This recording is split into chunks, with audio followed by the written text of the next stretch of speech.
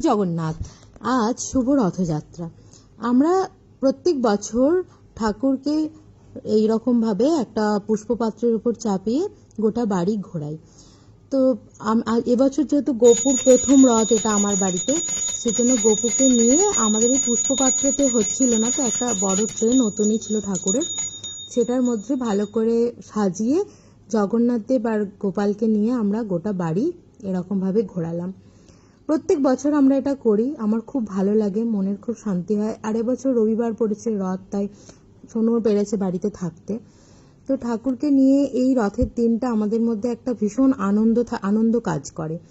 তো আমি আমার এই ছোট্ট ভিডিওটা শ্যুট করেছিলাম তখন শাঁখ বাজাতেই, তো সেটাই আমি তোমাদের সাথে ভাগ করে নিলাম। অনেকে রথ বের করে, আমরা তো রথ বের করতে পারি না, সেজন্য আমরা এইভাবে গোটা বাড়িতে নিজেদের বাড়িতে ঠাকুরকে এই দিন আসন থেকে উঠে গোটা বাড়ি দেখা করতে চাই, ভক্তদের সাথে এটা করা। তোমাদের কিরকম লাগলো জানিও। ঈশ্বরের আশীর্বাদ সবার উপর থাকে, সবাই খুব খুব ভালো থাকো। রথযাত্রা আবারও। বাকি ব্লগ আমি আস্তে আস্তে পরে দেবো। টাটা।